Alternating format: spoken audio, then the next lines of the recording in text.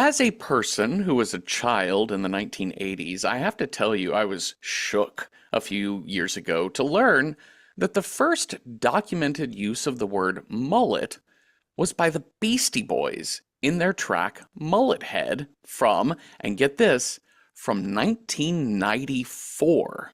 Mullet, of course, meaning a hairstyle that's business in the front and party in the back. So Slate journalist Willa Paskin was the one whose research I read into this, and also on her podcast Decoder Ring, she covered it. Everyone who was around in the 1980s, myself included, say it's not possible that mullet wasn't invented until 1994. I know we were calling that hairstyle a mullet long before then. And I think both can be true. From 2026, it seems impossible for common vernacular and slang to not be documented and readily available because anyone can print anything right here on the internet right now. But in the 1980s, you needed a major label to get songs published. Same with books or essays or articles. And those institutions just weren't using gross slang like mullet freely, nor were they likely ever talking about or to people with mullets. Meanwhile, everyone's saying the word, but it just takes a while for it to make its way into print. Writing something down is a great way to record stories, but the great thing about language is that it's constantly changing. Folklore is oral. Slang, grammar, popular cliches, etc., even stories themselves can change meaning through oral tradition. Take Little Red Riding Hood. No one knows how long this story has existed, but it's hundreds of years old. French author Charles Perrault was the first to actually write it down in the 17th century, and his version just ends with the wolf devouring both Granny and Red. Classic folk horror to tell It's classic folk horror to tell your kids, don't stray from the path, don't trust strangers, here's what happens if you do. Later, the Grimm brothers added a woodsman to cut open the wolf and save Granny and child. Very Jonah and the Whale, how do digestion work? And in the 1970s, we've got Angela Carter telling, and in that, God, I cannot talk. And in the 1970s, we've got Angela Carter telling the sexual revolution, hold my beer, as she created her own version of Little Red Riding Hood with her short story, The Company of Wolves. If you've listened to our show, you know that the 1970s culture was obsessed with girl, you'll be a woman soon. And it's creepy, especially that Neil Diamond song, or any other lyric that references 16-year-olds from grown men's point of view. But Carter's story is a second-wave feminist allegory about not just men being predators, but being protectors of girls and women, that women can protect themselves and also make their own choices sexually. All of these are ending with question marks. In Neil Jordan's film adaptation of The Company of Wolves, it feels like age is nothing but a number, and Rosaline's transition to womanhood is on her own timeline. Though there are some mulleted bros here that certainly want to speed her along. Hi, Cecil. Hi, Jeffrey.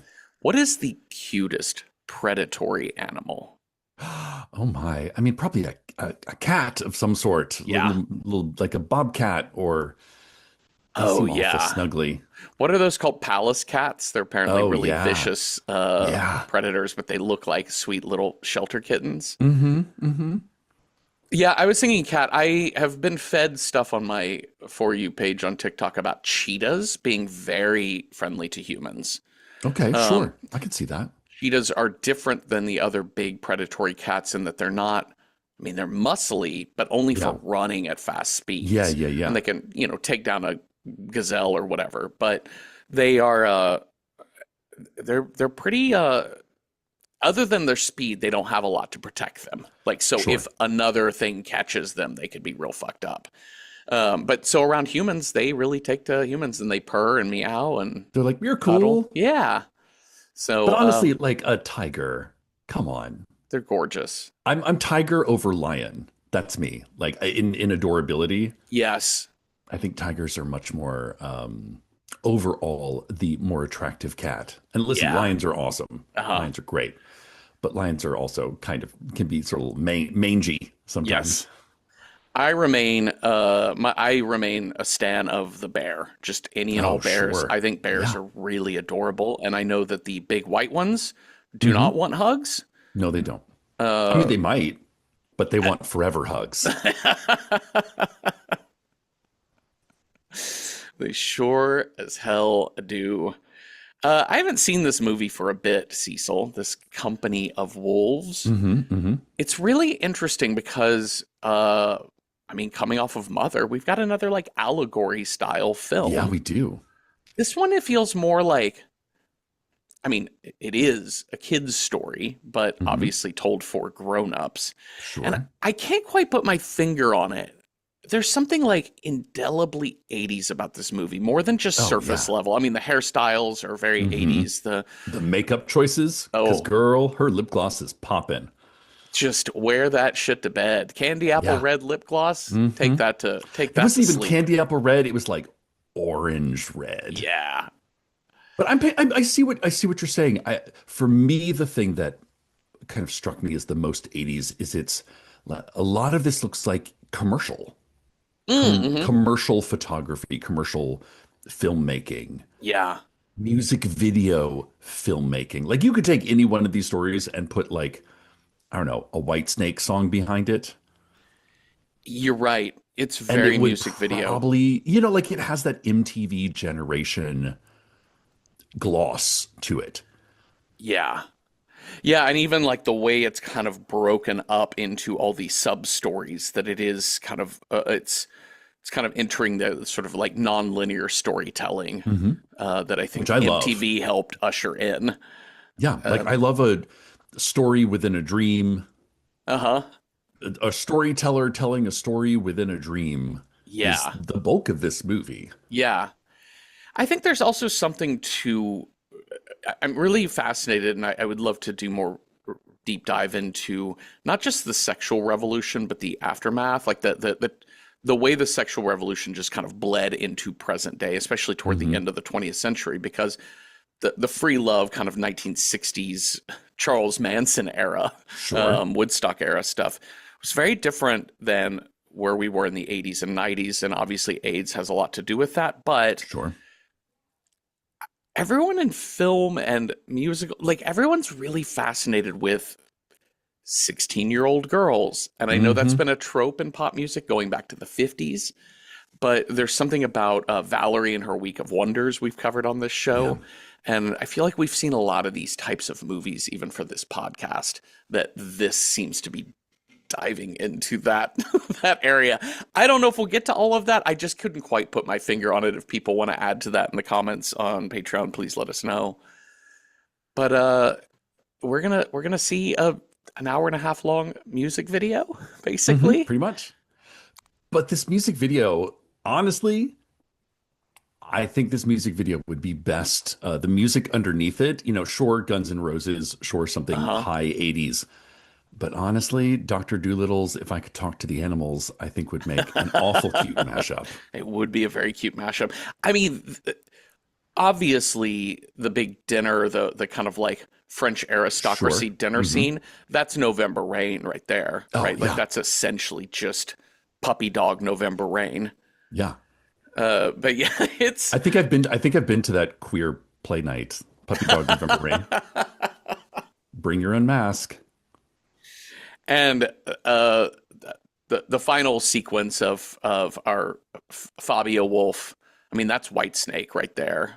basically. Yeah, For me, it's more that like every third shot has an animal in it.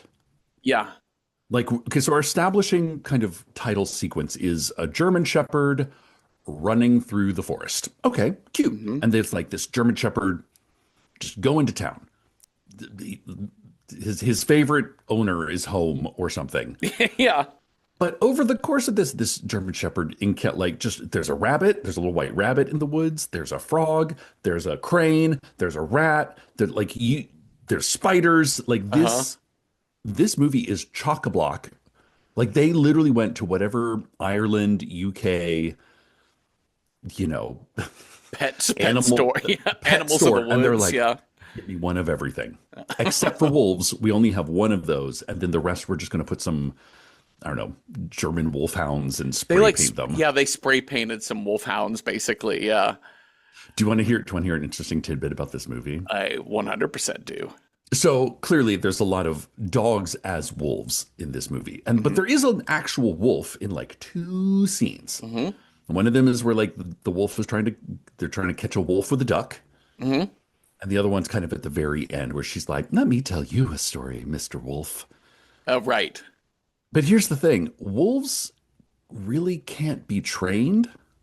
Uh-huh. So when they had the wolf on set, they had a sniper whose entire job was to watch the wolf in case it flipped out and started eating people.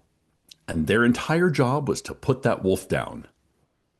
That did not come to pass. But let's just put some things in perspective that you're like, okay, Miss Lansbury, here's your mark. You're going to say this. And then Miss Patterson, so in this, you have to take this and put this over here. And then, just make sure that the sniper has access to the wolf at all times. So in case it lunges for your throat, we can put it down.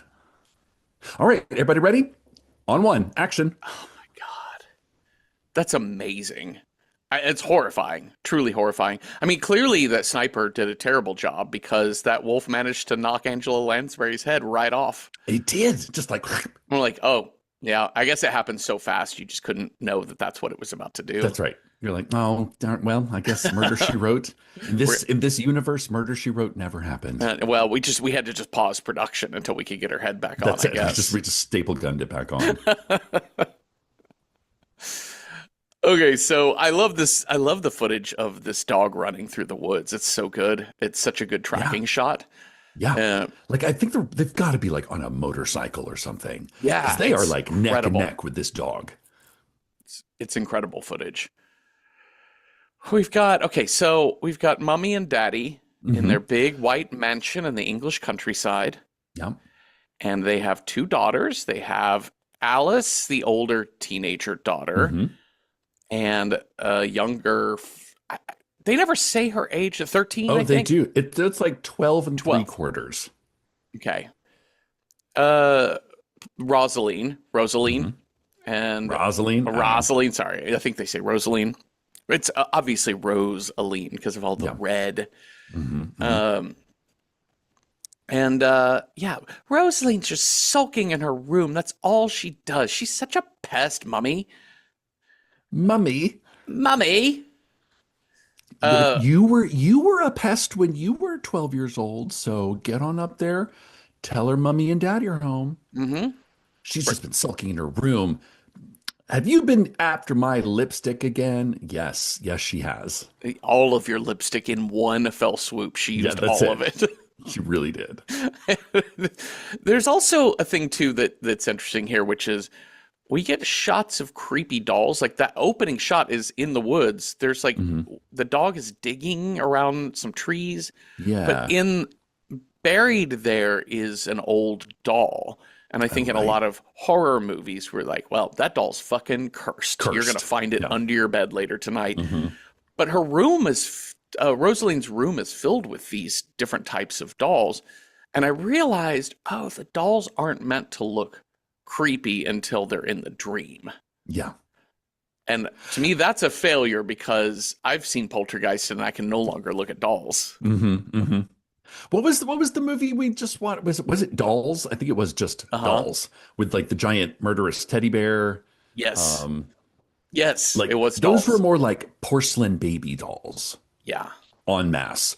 This is like again this idea of what is antique has the potential to be scary, Uh-huh. which again I find is a particularly 80s horror movie occurrence, like not even a trope. It's just a theme, a leitmotif of horror movies in the 80s, which is why aren't you playing with G.I. Joe and He-Man and Mm-hmm. Barbie? Yeah. Like this handmade sailor sack face doll, that is nightmare fuel.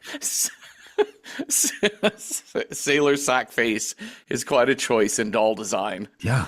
It really is. In the Navy. Well, I'm sorry, I'm getting out the band names list. Mhm. Sailor Sackface. Sailor sack face and the Raggedy Dolls. Oh my God. The last entry on this list was from Serpent and the Rainbow, the Scroat Goats. Oh, fucking, I love the Skirt Goats. They're None of so their good. songs are longer than 45 seconds, though. No, that's true. Okay, so She's dreaming hard. she's dreaming hard. She's gonna stay in dream state. I pretty much the Yeah. rest of this movie. Isn't that interesting? I found that very interesting. So I also found it. This was a very cool choice that the way Alice goes upstairs. You can see from the outside that this is maybe a three-story mansion. It looks like a Yeah. tall two-story, Hmm.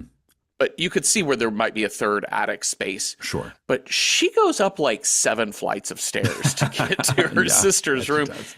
And that top floor, there's like pigeons in the hallway. Of course, more animals. More animals, but it kind of implies we've entered a different space than the Yeah. house itself. Almost And like she's locked away in a tower. yes, very One could Rapunzel. say. Yes, totally. So I'm just gonna say it right now. I'm trying my best to avoid singing or quoting any part of Stephen Sondheim's Into the Woods. Yeah, it's a I tough make ask. no promises, Yeah. but I am just letting you know I'm working on it, okay? And I know things now that I never knew before. Ugh. So we go into this dream state of Rosaline's, and it is Alice. I know, which took me a second Uh-huh. because one, you cast two, even though there's like a 4 to 5 year age difference, these girls look similar enough in that they both kind of look like Jennifer Connelly, like Mm-hmm. tall Jennifer Connelly and short Jennifer Connelly. Yes, yes. But I was like, wait, okay, oh, it's her. Oh, she's having because it kind of the last time we touched base with reality, Alice is like just whispering pest, pest, like a curse Yeah. at Rosaline's door. And so Rosaline, of course, is dreaming about her mean sister getting, horrified by by Rosaline's toys and Mm-hmm. dolls. And eventually she just has like, I don't know, a hysterical shit fit because there's dogs out in the woods Yeah. that don't do anything to her, mind you. No. They're just around. Yeah.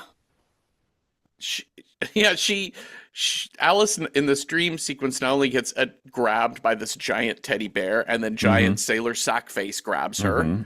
She runs into a doll's house, which she's like, oh, well, let me take time to look in the doll house, even though I'm being chased through the woods. And there's rats in it. And There's like a rat. yeah, a rat. And And it's the cleanest, cutest looking little rat that she just throws something at and then goes, "Ugh," and then runs away. Like, that rat is minding its own business, there are as should you. yes. There are giant pipe organ pipes coming out of the ground playing I love big that. churchy. It's so cool. Like the giant mushrooms as well. I mean, clearly, like naming this character Alice is not a coincidence. No. I just three cheers to this movie for all of the practical effects and set Yeah. design. Yeah. Because we're clearly pre-CGI, Oh, yeah. but also none of this movie feels like maybe some establishing shots, definitely establishing shots, but none of this movie is shot on location. So I I don't found that think. it's there's like 3 shots, and it's the opening sequence, the dog running outside. Uh-huh. It's the out when the devil appears in his Rolls Royce. That course. was outside. And then the exterior of the house. Everything else is shot on, some British sound studio. Which I really love. I love Right? that sort of designing. It lends a theatricality to things. And I think theatricality is so much for especially for a tale like this.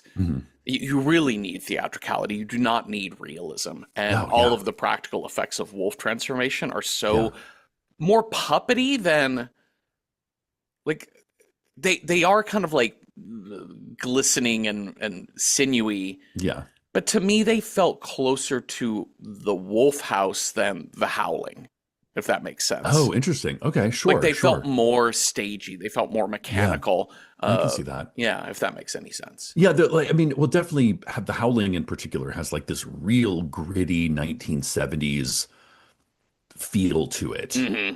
Like everything's a little dirty. Yes. This is sparkly. This is like one step away from, oh God, what's that Tom Cruise movie? Legend. You Yeah. know? Great example. Yeah. Well, Alice gets surrounded by sweet, sweet puppy dogs. I love that. Okay, so this first shot of like the dogs en masse, Uh-huh. where they're just like stacked up on some, like boulder outcropping. And then we're going to get quite a few of these of like the shots of orange eyes. Uh-huh.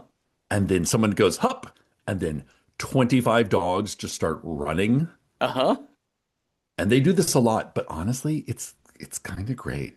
Now that you've said earlier this episode when you said music video, now that you're describing what's happening in the scene, my mind is flashing back to Voyage of the Rock Aliens and the Jermaine Yeah. Jackson video at the beginning with Pia Yes. Zadora, and it's all the dudes running through the jungle Yeah. off the beach, and okay, yes, music video. Music Um, video. So my question to you, Cecil, is how did Alice die from Wolf? Because we are now in the Ah, past, old school fairy uh-huh. tale era village. Yeah. And Alice is in her casket with the Yeah. mourning mother and father and Rosaline, and she looks pristine. Oh my God. Like porcelain skin. Did the wolves just give her a heart attack? That was my like she like gave her she scared herself to death. Okay, perfect. Well, Rosaline is in she's now a young kiddo in this old village. Mummy and Daddy are saying, "You're gonna stay with grandmother for tonight." Yeah. Got like give these parents just like one night to grieve. Yes. Okay? So, intro to Granny, played by Angela Lansbury. Dame Angela Lansbury. Hey, man, thank you. She's Amazing. amazing. She's Like this it's character is amazing. the thing that makes Granny so great in this movie is that she's kind of a cunt. Yeah, Like Granny is 100%. Granny is not the best, She is but serving but it. in that she is the best. She is serving it so well. And I also love her the her dialogue is so good because it is old wives' tale, right? It Sure. is literally an old wives' Yeah. tale. Yeah. She's an old And wife. she's And an she's old telling a wife. tale. Yeah, and also it is rapid fire and everything just builds on itself. Everything she says is folklore Yeah, yeah. and it is not to be trusted. Mm-hmm. Mm-hmm. But in the logic of this movie, it is to be trusted. Yeah. Like it's the ideas that Granny's been around longer than anybody else that Rosaline knows. Uh-huh. Probably old than anyone else in the village, except the old priest, who's kind Hmm. of the male counterpart of someone who has been around and has seen more than these young people could imagine. And Granny is very set in her ways. She lives the way the fuck out in the woods. Yeah. Like in the most, oh my God, like this set piece of Granny's cabin with Hmm. this giant tree out front. Like Granny is borderline witch. Like there's nothing overtly magical about her except for her weird mink stole that comes to life every now and then. Right. Right. But she's not mixing up potions. She's just doing normal granny shit. But because she's removed from the village, her thoughts and opinions on the outside world have sort of calcified, one could say. Yeah, they really have. And I love how at odds with the priest she is. Like, I would Hmm. absolutely watch the sitcom of Granny and the Priest Yeah. Yeah. because they do have kind of like they have a very strong clash of how Yeah. they move through their days. And he's very much like this old lady's full of shit. Yeah. But it seems playful and fun. I don't know. It just cracks me up. One would think maybe they hooked up back in the day. Yeah. And it just never worked out. I love one of my favorite things she tells Rosaline is that she's just naming all the ways in which why there are wolves in the woods. And she said, Hmm. there's they say that it's the bishop's bastard. And Hmm. Rosaline's a little bit like, wait, you know, uh, I didn't think that they could have kids. And she's like, well, they don't call him father for nothing. What? Yeah. Yeah. You're like, open your eyes, child. Yeah. Okay, Let's see. so But mostly, how do you tell if someone is a furry on the inside? their eyebrows are gonna meet. Which honestly, I think is kind of hot. Sure. I'm not gonna lie. Yeah. Like if I met a guy and like he has like one giant eyebrow, if he has one giant eyebrow and a large nose, I'm probably gonna fuck him. I'm gonna try and fuck him. Yeah. When you add in the kind of like the low cut shirt with the perfect Yep. amount of chest hair and like Mm-hmm.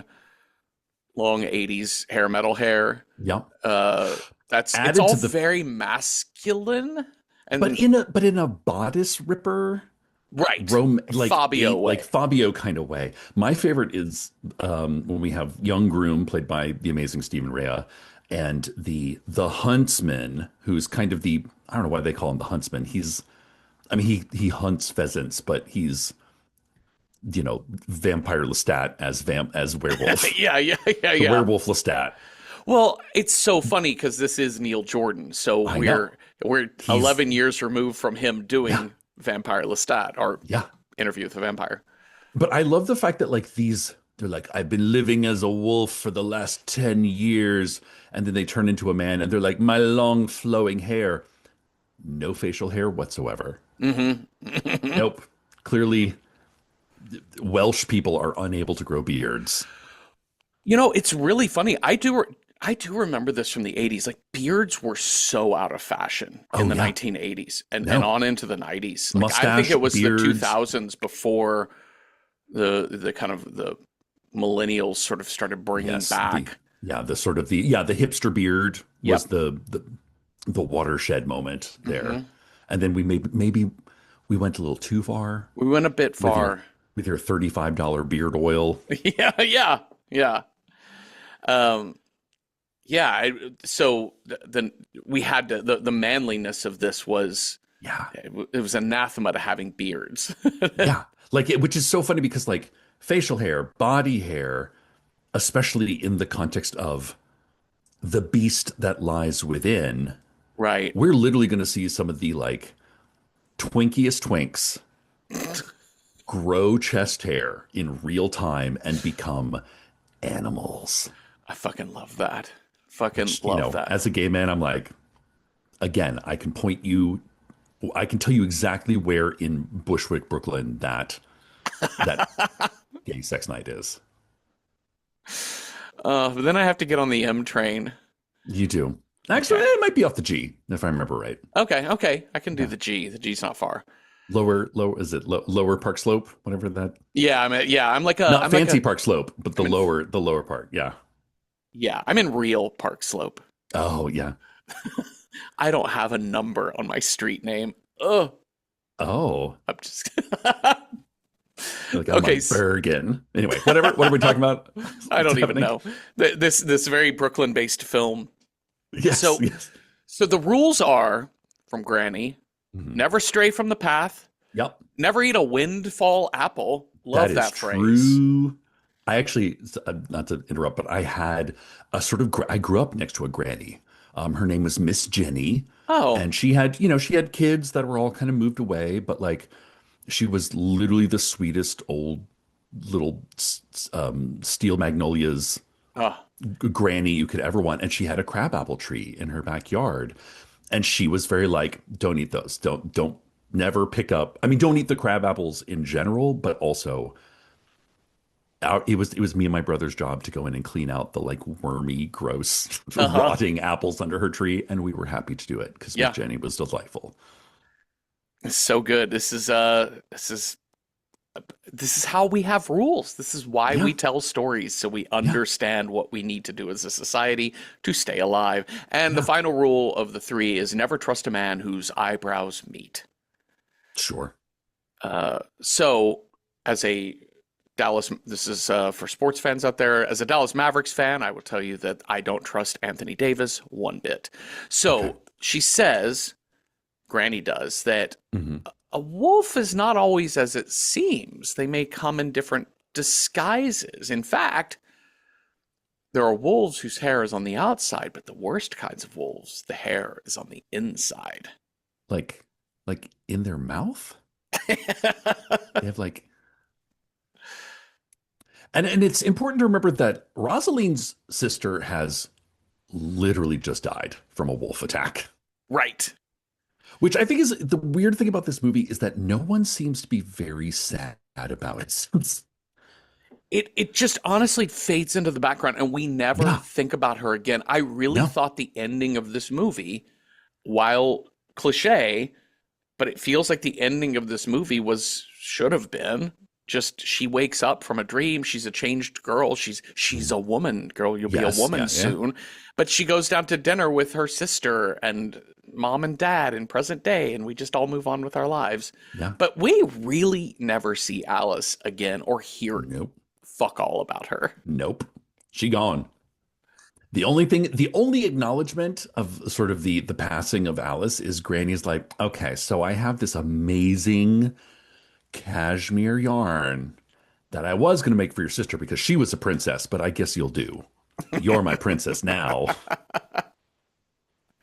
And then she knits her Red Riding Cloak, which Yeah, honestly, as someone who is a longtime knitter, that piece is the shit. it's really good. I was like, ooh, ribbed? Yeah, doing a little twisted ribbing. Uh-huh. She's got the like, I don't even know how you do it, but essentially how you make the like yoke on your shoulders of your sweater. It's this kind of like lacy, loose knit. I'm like, I know I've seen that before. I know that's a stitch. I don't even know how to do that. And it looks amazing. Yeah. Well, we're gonna get our first story. This is a borderline anthology film. Yes, it is. Yeah, for sure. So our story one, there was from Granny. There was a woman in the village and she married a traveling man. A traveler. Oh my goodness. Which again, I had to go back and look up Neil Jordan, like the Neil Jordan filmography, because I was like, I know this director. I was like, oh, very Irish. Yeah. The Crying Game. A Yes. lot of other, what's it? The Collins, the Liam Neeson, Michael Collins, yeah. Michael Collins. So there is it makes perfect sense that this first one's like, don't trust the travelers, but also, aren't they hot? Those outsiders, Hmm. they're gonna fuck you up. But also, you've never had dick like that in your life. So we cut to this woman and her young husband. Hmm. We've just come from the wedding. We're now carrying across the threshold to the Yep. wedding night bed in the tiny little cottage. Oh, And there's she's a so hedgehog in her bed. oh, oops, it's a hedgehog. Hedgehog tax. And she is telling him, she's trying to be seductive and Yeah. enticing. She's like, I love the way your eyebrows meet. Hot. Hmm. And he looks a little reticent by everything. He's A feeling little some bit. odd feelings. Yeah. He accidentally steps on this hedgehog and he's like, oh no, Oh, God. He grabs it chucks it outside. yeah. And when he opens the door, we can see the moonlight hit his Oh, face. he's like, oh, I'm feeling Oh, feelings. I'm going to go out for cigarettes. I'll be right back. He's also naked. I love this moment where it's like he's getting undressed. And this, like, the only nudity we see is male nudity Of course, yeah. in this movie, I think. And she's like, come into the light. I want to see your body. Uh-huh. And he says, oh, his eyes have very much changed. He has Oh, got yeah. the very like, hey, what color would Hazel, you yeah, call that? hazel Yeah, eyes. golden Yeah. green hazel eye. Which honestly, like, sorry, Granny, to, you know, disagree with you, but like, yeah, eyebrows meeting in the middle. If your man has yellow gold eyes, I think that's the first sign he's a werewolf. I think so too. And so he says, "Oh, I feel the call of nature." Hmm. And Hmm. he goes She's out like, and oh, okay. he goes out for those cigarettes and never comes back. I would like to point out that what I love about fairy tale writing, Hmm. and if you've ever seen The Storyteller, the Jim Henson Storyteller series, it's like one of my favorite TV series of all time. Hmm. It is available. Please go watch it. But there's a certain sort of patter to fairy tale writing that when you get it, like when it hits, it's amazing. And when it doesn't, it sounds really trite and kind of cheesy.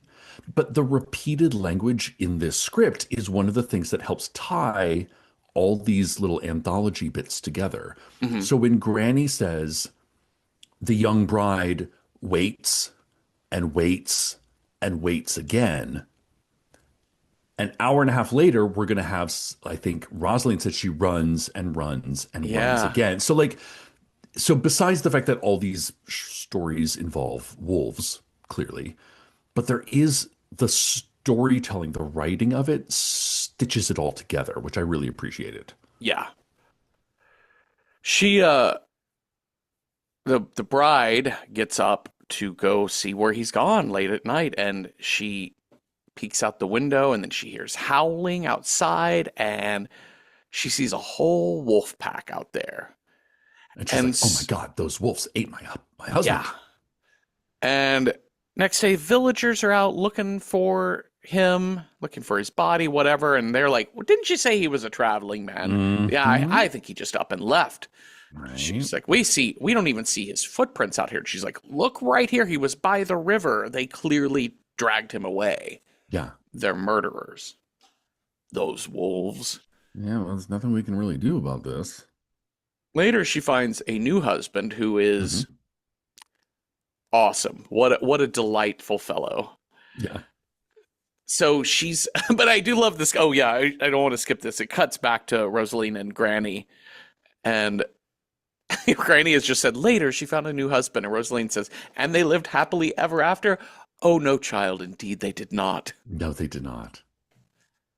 So our village lady has crying kids Hmm. Okay. I have nonstop. never feared for an actor's safety. Uh-huh. It's rare when I do. But girl, you have a knife really close to that baby. Yeah. Yeah. You are unhingedly peeling those potatoes next to like two small children. It's a lot on that tight little set there too. Yeah. Also just like sitting by the fire with that long hair, like how close are you to that fire with that wig? Yeah.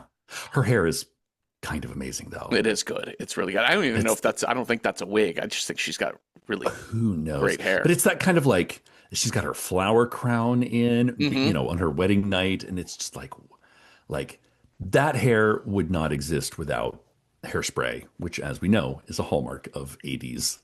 Absolutely. Like you don't Hmm. get volume like that without No, hairspray, no, you without don't. killing the ozone. No, without destroying all of New Zealand. So, Hmm. Hmm. yep. But you know what? Maybe it's worth it. Maybe it's Maybelline. So then one winter's night, that first husband returns home, but this time he's like, Mhm. he's gotten very Fabio looking. Like he Yeah. has gone very like long hair, Yeah. Again, no bodice beard. ripper, no beard. No beard. No, because apparently he's shaving every single day out Of there in course, the of woods. course. And he comes in and he's got his hazel eyes. He says, I'm starving. Do you want some food? What did I just say? I'm not going to tell you twice. And he says, who are these children? Oh, you're a whore. Yeah. He's just shouting whore. He goes to attack her, but before he does that, time to peel off his face. Yeah. I'm going to argue unnecessary to go peeling off the face. It looks like it would have come off on its own, Probably. given Probably. the other things that his body goes through. Hmm. Hmm. That's just step one, though. Yep. That's like the preamble. I Yeah. know we've not gotten to this movie on the podcast. We will if I have my way. But there's a similar kind of like face rip character in Nightbreed that I really love, Okay. which is a similar time period. But yeah, It, the like, I'm going to peel off my cheeks. But then okay, so this movie has two major solo wolf transformations. There's Uh-huh. the en masse one, which is the, the wolf party, Wolf Alice party. Uh-huh. But there's two solo ones. And this one is, it's hard to say which one I like more. I think I like this first one more, and I think it's great that they put this in the very first story. Well, the second story, if you don't count the Alice's Yeah. dream. Because normally when we get wolf transformation, it's like, how do we get from skin to fur? Right. That's kind of one of the big problems that, as a designer, you have to kind of. In this one, they're like, what if no skin? Mm-hmm. And so we get this like bodies exhibit musculature that honestly is pretty fucking sick.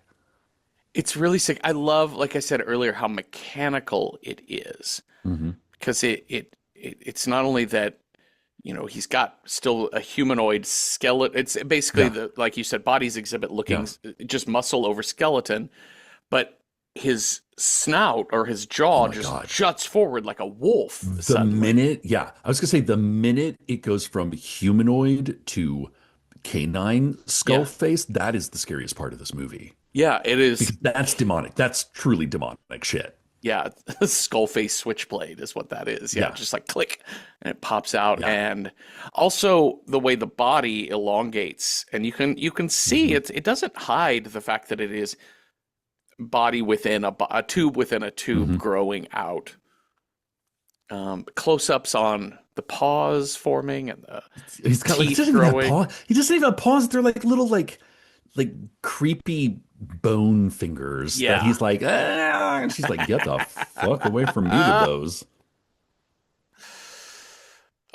My God. Anyways, well, he doesn't get a chance to do much damage because current husband returns home and It's the dude. It's the dude from Downton Abbey. It's the oh, I've guy from never Downton seen Abbey. Downton Abbey, so Yeah, I'm okay. it's like the main butler guy from Downton Abbey, looking very young and svelte, Okay. Well, but he also like he kind of comes in and what is he? He he gra decapitates the wolf, he right? grabs the axe next to That's the it. door. Yeah, And I fucking love this is one of two beheadings we're gonna get, and both of them don't end the way you think that they will agreed. because there's no blood, just like clean off in a Uh-huh. very again Alice in Wonderland off with her head kind of. We're not dealing with the viscera and the this is not realistic. And that head goes flying through the air and lands in a very commercially lit bucket of milk.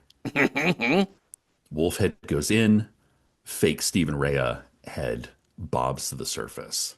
It's so good.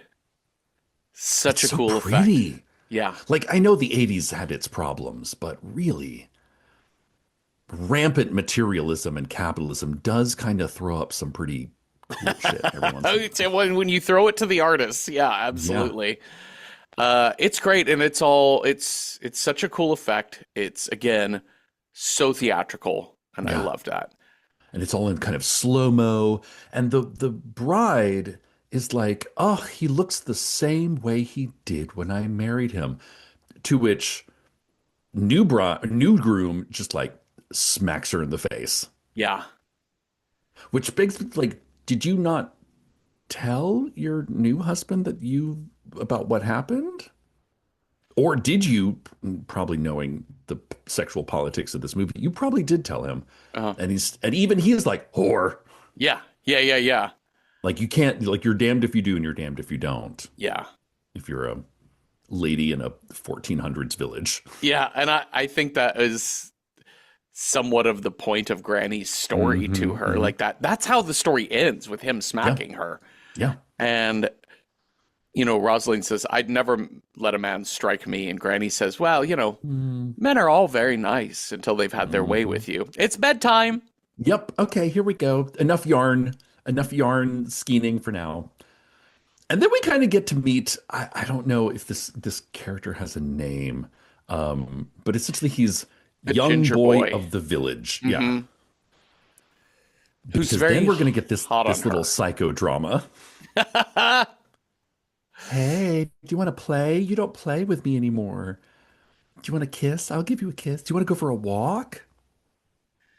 This character is so interesting to me, and I feel like the movie is on the right path, but I think if you do this story 40 years later, I think it could be a lot more interesting in present day kind of Mm, politics around. And yeah, also, I think you have to elongate it. I think it's a little tough as a 12 and a quarter year old as our central sure. character, Yeah, but they are certainly playing with the, going from boys and girls yeah. not They're liking literally each on the other, cusp. Yeah, but learning to like each other. But also, he represents a sort of establishment view of yeah. woman as possession.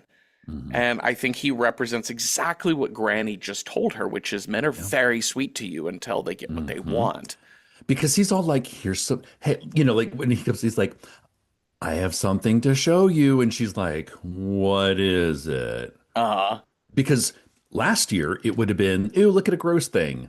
But this year it's, here's some pretty flowers. Would you go on a walk with me unaccompanied? And she's like, I why would I want to guess. do that? And two, I got to ask my parents. Yeah, because his reasoning is like, because that's what we do. Like, Yeah, that's the like tradition. we're the only two people the same age in this village. Yeah, we're the only two kids in seventh grade. Yeah.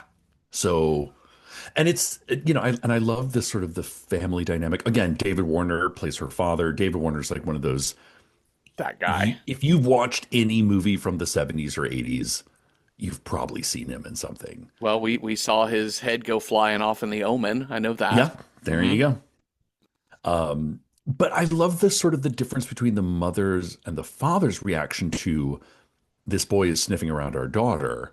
The father's like, well, one thing leads to another. He is, who Hmm. knows what could happen? And mother's like, get the fuck out of here. That kid's Hmm. weird looking. Yeah. Oh, we do get a quick mention of Alice, but it's so brief, and it's back. She's Rosaline is back home with her parents, and Mhm. mom is serving them all their nightly gruel. Mhm. And the mom just makes a comment, there's too much food now that there's three of us. I know, which is like the only thing of like sort of in mourning for their child. And after she says that, father says, don't grieve.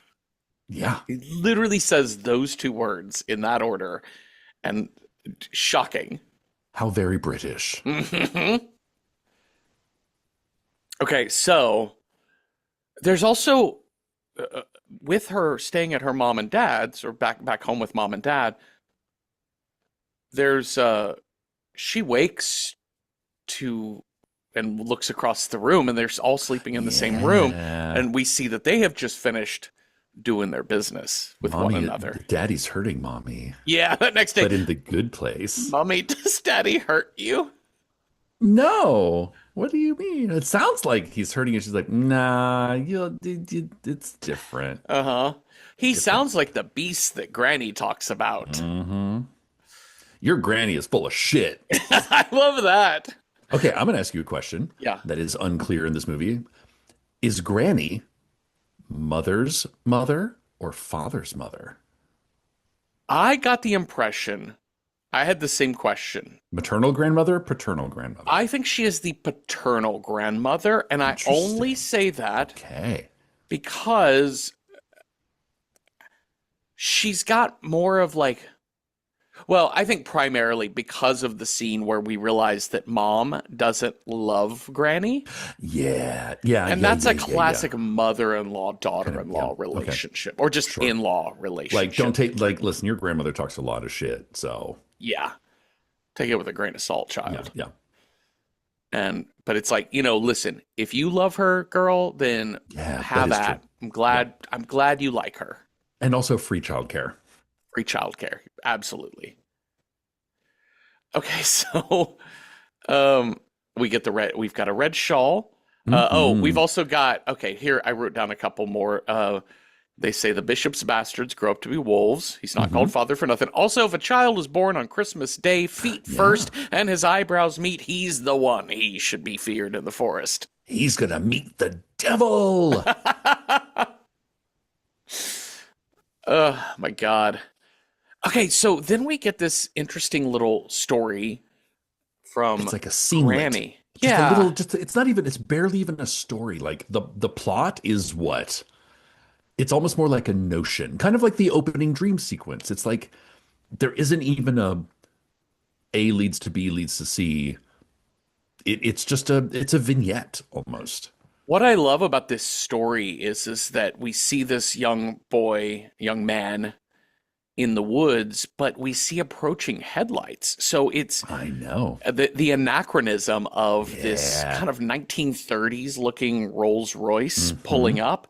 It's chrome and ivory and gold trim, and it's driven by the chauffeur is Rosaline in a blonde Yes. In wig. a blonde wig with like a white, like girl, this girl is straight out of Studio 54. Oh yeah. You know, like the white, like here's my little cap. Listen, this is not a horror film, but there's a musical from the I'm pretty sure it's the 1970s called The Apple, Hmm. which is kind of an underrepresented camp musical that a lot of people don't know about. But listen, if you want to see a 1970s disco fever dream, highly I recommend The Apple. Okay, you've given us the Apple and the Storyteller TV series, Yeah. but neither of which I've ever seen. Oh, So they're both I don't great. know how I missed the Storyteller because that would have It been was it prime. on HBO? I think it was like you Oh, had to catch it on HBO during one specific time. And they only made like one season of it. okay. And then they did a second season that was Greek myths, which is fine, but the original is like where it's at. Yeah. I just want to note that the poster for the musical The Apple, which came out in Mhm. 1980, Okay. says The Power of Rock in 1994. Yes. Whoa, it takes place in the future. Yeah, it does. And it's just not for this podcast, but go have fun. Rent the Apple and tell me what you think. I am so excited. Okay, but that's But not but but here. but but it's very like this anachronistic, like cocaine fueled Studio 54 1984 kind of way. Yeah. Like I have expected like ZZ Top to pile out of this Kinda. fucking limo. But we're British. So instead we have Terrence Stamp. Which is great. I love Oh this my God, appearance his by eyes Terrence are Stamp. God, his eyes are so fucking mesmerizing. There are those guys who just They're they're White Walkers. Th- yeah, well, They're Daywalkers. they have resting villain face, Yeah. and he just he can play anything, Yeah. but in neutral form, Yeah. Terrence You're Stamp like, looks you're like evil. You're Zod. You God. killed Kal-El. You And in know? this one, he looks like evil billionaire, right? Like Yeah. evil Monopoly man Do you want to billionaire. hear it? And then I got another little tidbit for you. Mm. So originally, the devil was supposed to be played by Andy Warhol, Oh, but Andy Warhol had just been shot of course, by the feminist Lily writer. Lily Yeah, Taylor. yeah, Lily Taylor. Um, and so he was terrified to leave the country. So he could only be in the film if they could like come to New York and shoot it, which they were like, yeah, we can't do that. Yeah, you can't do So that. they kind of scrambled around and found Terrence Stamp. And Terrence Stamp said, okay, I'll do this cameo for you only if you, I think he said, like, buy him a suit. Like he got to keep the suit that he wore in the film. And they're like, yeah, sure. So he's like, all right, I love cool. that. I love that. That's so good. It's a nice suit. But this this man pulls up and it is the devil, played by Hmm. Terrence Stamp, inside this car, and Clearly. he hands the boy a potion and says, "Use it wisely, waste not, want not," and drives away. And then the boy rubs it on his chest and he grows chest hair. The first thing I thought was like, wait, use it wisely. To do what? What's the dosage? It's just No, hey, Rogaine. hey, He gave topical, oral, anal, cuticle, put it in my tea. What? my scalp, D- sprinkle it on sprinkle on my food, I put it in the don't ground, know. I don't know. throw it at an enemy. But What are the instructions? this is like this is another hymns.com Oh my delivery. God. Wolf hymns. Wolf hymns. You're like, is it going to grow more hair? Well, what this potion does is you apply it topically to your chest. Yeah. You grow painful chest hair because he starts screaming the moment he sees the chest hair. This But that just actor. means he's not invited to the Twink bar, I guess, I anymore. I know. don't Yeah. know. Like, And also this actor, he doesn't say like anything. yeah. But this actor, I can see why they cast him because he does Popeye no pop he has Popeye face. No, and he like unhinges his jaw so hard. Kind of like Bruce Campbell in Evil Dead, like no, like but this is Yeah. like next level. However, as Uh-huh. weird as I fucking love this little vignette because it makes zero sense. It has no plot to it. But if you think about it, it's like, okay, Jeffrey, Uh-huh. for the 6 years we've been making this podcast, you have Yes. constantly been asking, how do werewolf work? We don't Yes. have an answer to that. But I think this is like, where do werewolf come from? From wolfhymns.com. From wolfhymns.com, which is Okay. run by the devil. But it's this idea of like, who was this kid is the first werewolf. Like being a werewolf, like we always Oh. get the like, it was a curse with the like the universal story is like, oh, it's a Romany curse it's been passed down. This is no.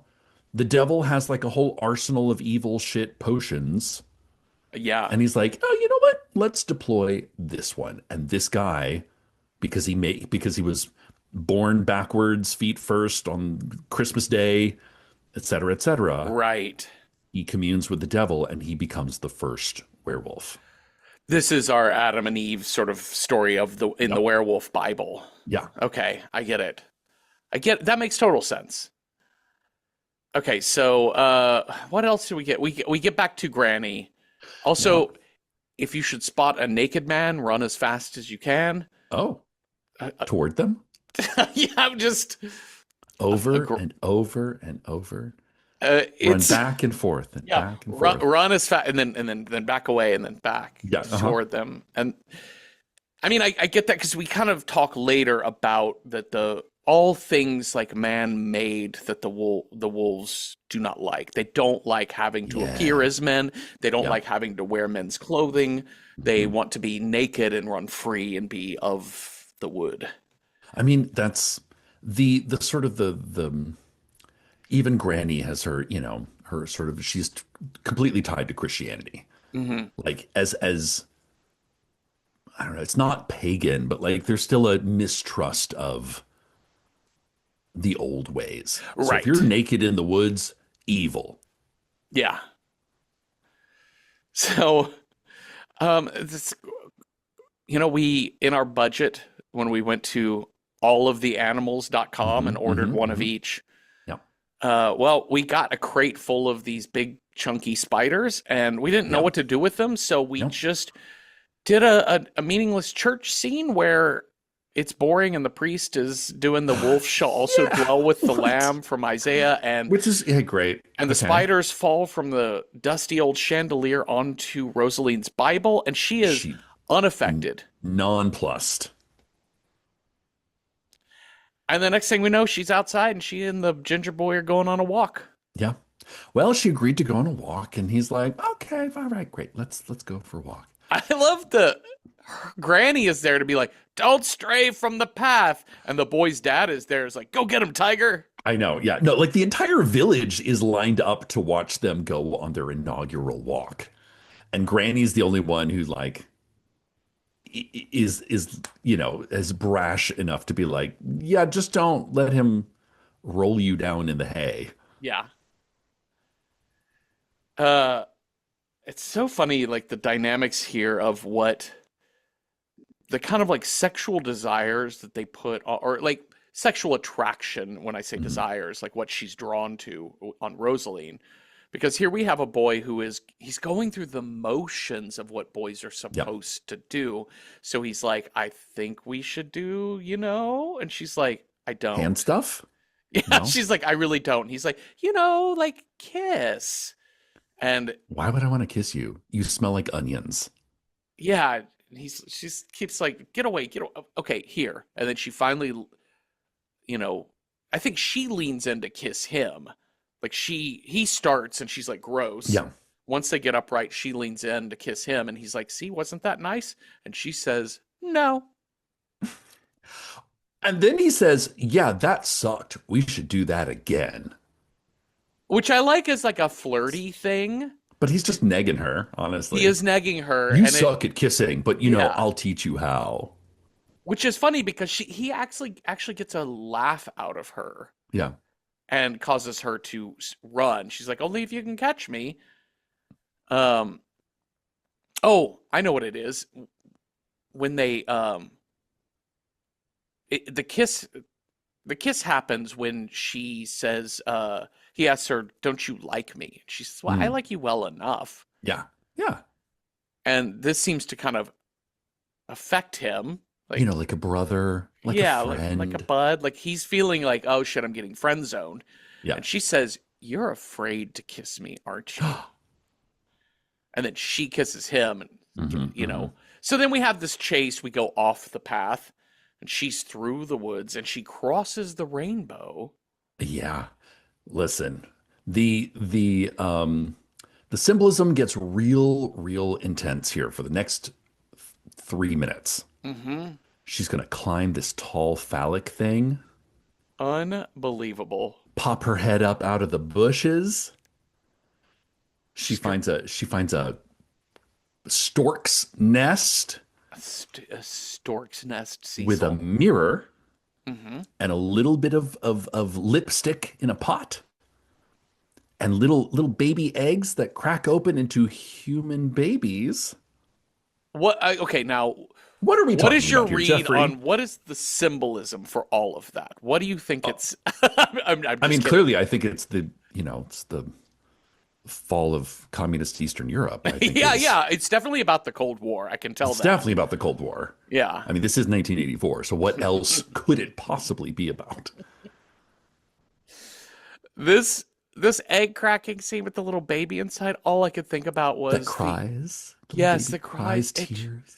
I instantly my brain went to the "Don't hug me, I'm scared" of pesky bee like that. Oh I my God. just oh, I wanted her to squash it and like a little bloody pulpy butterfly comes out of Yeah. it. Well, and I love that. So clearly, Dream Rosaline is discovering sex. She's had Hmm. one kiss. Now she's riding the light fantastic here. And I think it's here like that little clay baby cry like has like a single tear. And I think it's now we cut to present day Rosaline, and she's just like tears streaming down her face and are dripping down onto her floor in Yes. the most commercially lit, glossy, you know, is it live? Is it Memorex Yeah. style commercial? Neil Jordan had said he was very disappointed in this movie because of the ending Yeah. shot. Because what they wanted, what was in the script, but they just did not have the time nor the money to be able to do this. And he had said in later years, CGI would have made this so easy and we could have Hmm. done it. But in practical world, we couldn't make it happen. But they just wanted, because of all the tears, they Yeah. wanted the floor to be a pool and she would just get off of her bed and dive in and then just disappear into the water.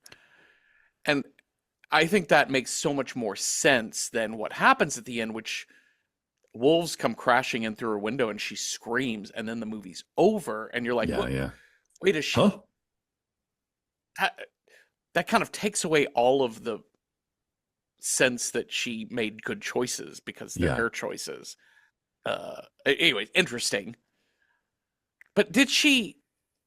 I really do mean this question. Like, what does that little baby that she presents her mother?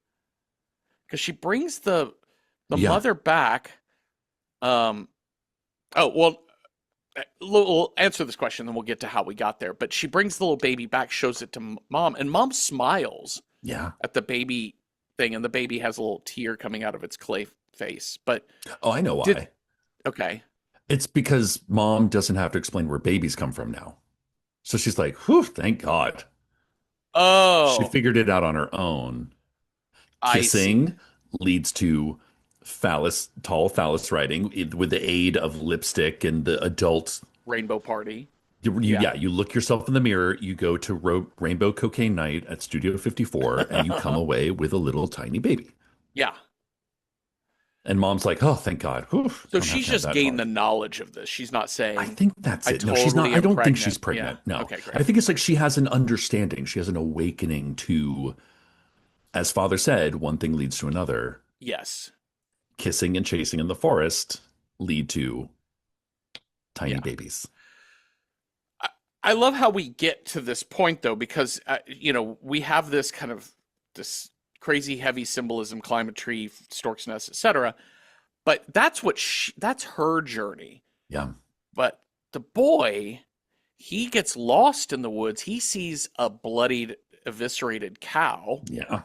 and is like, "Oh shit, you guys, a wolf is loose in our village." Again, cries wolf. Cries wolf. We were talking Yeah. about the use of the set. Hmm. I think having the same village set that a lot of these stories revolve around, Hmm. again, it kind of ties the sort of monomyth of fairy tales together. So like Rob Riding Hood, Little Red Riding Hood, and the boy who cried wolf Right. probably live in like these are different stories. They both involve wolves. Therefore, let's put them in the same village. Which is so funny to me because I'm sorry, I'm going to say it, but this was the idea of James Lapine and Stephen Sondheim for Into the Yeah. Woods, because they originally, after doing Sunday in the Park with George, they thought a fairy tale would be really fun. And they Okay. kept trying to write original fairy tales, Oh, interesting. and they found it so hard to Yeah. do. And it eventually was like, Lapine was like, because they wanted to have a bunch of stories happening. Mhm. And the director, James Lapine, was eventually like, why don't we just take existing fairy tales, have them all set in the same woods? Yeah. Because they Yeah. all seem to be set in the same woods. And then so they built that same sort of concept, and it makes perfect sense. And this movie and that musical are just a year or two apart in development. Yeah. Well, he brings back like fear and chaos in the things that he saw. He brings back violence. And in And fact, we get a brawl. we get a brawl because dad is like, "Where's my fucking daughter?" Boy's Pow, dad pow, is like, pow. "Get your hands off my son!" Pow, pow, And pow. it's Mom eventually, just throws a bucket of water on all of them. and then Rosaline shows up, calm as calm could be, and be like, "Look, Yeah. mommy, I found a little baby in the woods. I know what sex is." Yeah. Like, I now have lipstick and a mirror, which the mirror is going to come back later as well. It's very true. I couldn't help but did you ever you read John Berger's Ways of Seeing, right? Yeah. No, I don't think so. No. Um, I know you've mentioned it on the show before. yeah, it's such a fascinating book. I mean, it's semiotics, right? But it's like it's perceptions of how we take in story, how we perceive Okay. story. But he has a passage in there about the mirror and about women and mirrors, and he talks about it. It's essentially about, without using this phrase, the male gaze, right? Like we Okay. build statues and paintings of women and their beauty, and they're meant to be looked at. And we think about how beautiful and how pure women are, how all of the great qualities that women have from our vantage point as viewers. But you hand the woman a mirror and have her gaze into it. You have her see herself, and we call her vain. We call her Yeah. a whore. So the mirror, I think Angela Carter's use of this, I'm assuming this is from her story. I did not read the story, but the addition of the mirror here is so vital. I think it feels very referential to Yeah, Ways of I can Seeing. see that. Okay.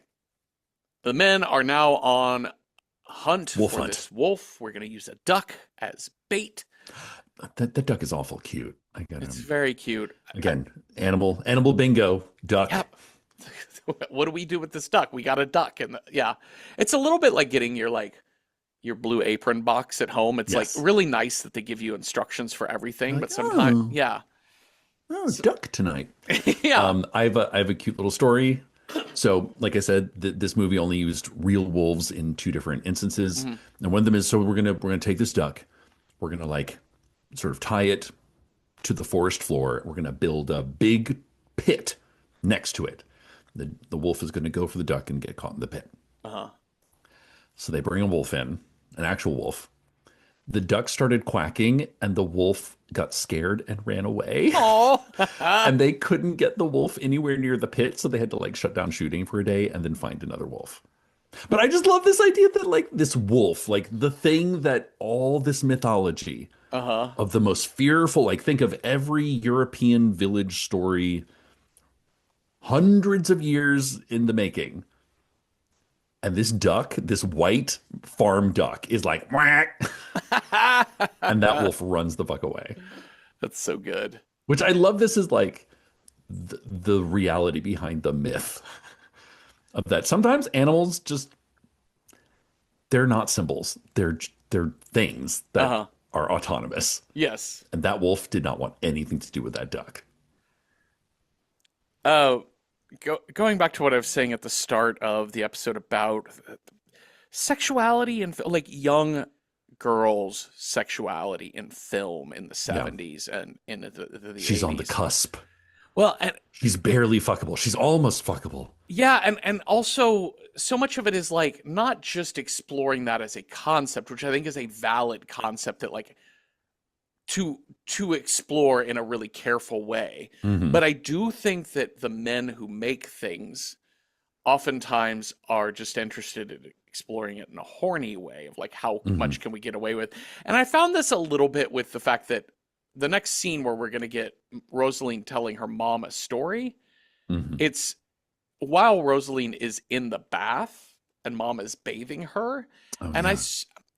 listen, I'm not here to say that maybe back then they didn't bathe each other, that people didn't but I'm like, this girl is 12 years old. She can take a Yeah. bath. You could Yeah. just have them sitting down for tea and having this conversation. Like Yeah. Why did the bath we need to don't be the scene? Yeah. because this actress is 14 years old. Yeah.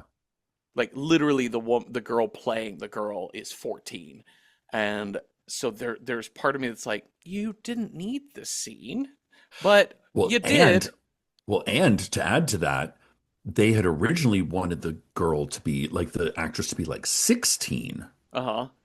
but the director was so taken with Sarah Peterson and Yeah. like her acting, but he's like, well, we're not like we've literally not seen anyone else as strong an actor, and she's younger, so they had to like cut a lot of stuff. Whoa. So this movie was probably even more horny for a 16-year-old that they had to Amazing. trim stuff off because they had like a legit 14-year-old playing Yeah. even younger. So they're like, okay, we can't, there's a lot of shit that we can't even say this. Yeah. So they were pulling their punches, and this is what we got. MILF bathes daughter in milk. Oh my God. So story number two, Hmm. Rosaline tells her mother a story. I love that mom's like, "Oh, you're going to tell me a story? All right. Okay." Once upon a time, there was a woman in the valley, and a man did her wrong. And she came to the castle to make it right, or came to his mansion to make it right, whatever she says. Okay, Pink I Fantasia. I really love this this scene. One is great, but I do like that their whole dinner, this whole French aristocracy, like Restoration Hmm. era looking powdered wigs and shit. They're all they're having this dinner inside just a gala tent rental on Yeah. the front Uh-huh. lawn of the real world mansion that they live in. I found really funny. It felt like a meta shot of the camera catching the mansion with this tent build because it feels like the tent is the thing where like that's where food services is, right? Yeah. That's where Yeah. so craft services. So fancy powdered wig people, Oh yeah, they're the worst. uh Oh, the kisser. I dare say, the kisser. they're all the young groom and the young bride, they cut the cake with a decorative sword. I Um know. You know, I gotta say, I didn't really. I love this again in a movie that is primarily based on symbols and not mythology. tradition. Uh-huh. Like why do the bride and the groom cut the cake together? Why is that a traditional part of the wedding Mm. in sort of Christian culture, whatever? Um, and then you watch two people do it with a saber, and you're like, oh, it's sex. Yeah. Oh, you're penetrating that cake. Okay, I understand now. I love how disgusting this scene is before Yeah. anything goes haywire because we Oh my get God, that shots of that this woman old eating that woman fucking turkey leg. stuffing her face with those chicken wings. And well, also there's another woman with a dog, not only at the table, but on her lap, paws on the table. Oh, of course. Uh, there's that one dude who's just fucking hammered. Like he can't Yeah, even yeah. speak normal. Yep. And then here comes this pregnant villager woman with her TK powers to shatter mirrors Oh with her my mind. God. She walks in and she's like, "Oh, I was good enough for you once, but Hmm. apparently not to keep." And she's just like walking the length of the table, picks off a plum, eats it, spits it at Uh-huh. somebody. They're like, "Ugh, oh, how uncouth. She's so dirty." In the cold November But rain. really, it really is. It really is an 80s music video. And yeah, she says the wolves in the forest are more decent. Ooh, burn. You got served. And this mirror shatters, lots of mirror imagery here, but the mirror shatters in the room and they all start turning into wolves, Dogs. dogs. Yeah. This is so Really good. good. And this like again, so we have three wolf transformations. We have the first one, which is like this very muscle, blood, and bone. Like I don't even think he even gets to fur. Uh-uh. This one, because it's sort of en masse, you don't have the individual. It's like people all of a sudden have like canine teeth. Uh-huh. And then what I love is like it's their fancy shoes and like the dog paws just like burst through. Yes. And then kind of the next time we see them, they're dogs in clothing, which Yeah, honestly, it's fine. love. And those Not dogs mad. just start trashing the place, like Yeah. eating the food, knocking the flowers over, Oh, yeah. running out of there. I, Kicking the table over. I love the fact that the servants, so like the witch is like, she's like just laughing her ass off maniacally because she's, uh-huh. vindicated as a witch. And then there's a moment where she makes eye contact with the powdered wig servants and they look at her and they just sort of like give her a fancy bow. She gives them a fancy bow back. And the next thing, the servants are like cracking open the champagne. So I'm like, yeah, Yeah. class solidarity.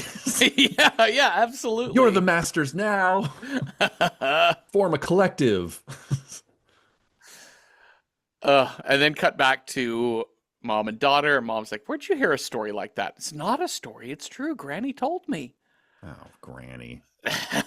And I do like because we're playing at second wave feminism here, right? Like we're Mhm. playing at this era of feminist, theory around equalizing men and women, like on the strict binary Yeah, yeah. that we're sort of battling for just placing women in the same realm of equality as men. That there is a strength in women that can match what men have, and but the idea is that women just don't have the power or the agency to achieve that power. So Rosalind's response to her mother saying, like, when her mom's like, how is that even a happy ending? And she says, well, the pleasure comes from knowing the power we had all along. Oh, because every time the wolves howl, the young woman, now with her baby up in a tree, sure, Uh huh. also in the most gorgeous backlit, kind of on a moonlit night, backlighting her teased out Studio 54 hair. So like every time the wolves howl, it reminds her, I did that. Yeah. Yeah. It's another wolf creation myth, maybe. Hmm. Yeah. Yeah. It's so Oh yeah, yeah. one we had the Why do the wolves howl at night?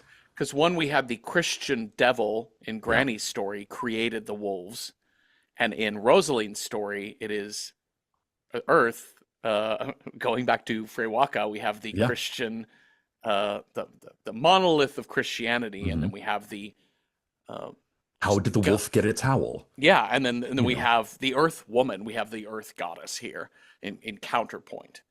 One is a very male story, and one is a very feminine story. Hmm. Uh, wow, you're really bringing it with the religious analysis, Cecil. Thank you for that. Thanks. I didn't make that connection till just now. Okay, so that, but then we cut from this story right to the villagers catching that wolf and not just shooting it dead, but like mowing it, like St. Valentine's Day Oh massacre, yeah, murdering this like wolf. 20 people shooting at a, Yeah, and this is an actual wolf, yeah. we think. Well, Dad brings back to Mom and Rosaline, he kept the forepaw, like, oh, as a souvenir, we cut off the front paw of this wolf. Here it is wrapped, but if you'll notice, he unwraps it. It's just a man's hand. And I Uh-oh. swear, when I killed it, it was a wolf. And Mom said, you get that thing the fuck out of here. This is where Rosaline's character shifts, I would say. Uh-huh. Like we're kind of ramping up to the last story and the sort of the climax of this film. Because she looks at that hand, she's like, what should we do with it, Daddy? Uh-huh. Should we burn it? Should we bury it? And Dad just like throws it right on the fire. And you're one, I don't think that fire is going to burn. Like one, that is going to smell so bad. Don't be doing that in your house. You need to Yeah. build a fire outside. And Yeah. two, you're going to have to get your fire really hot to, like, flesh doesn't melt like wax. No. No. It cooks. Yeah. It very much cooks.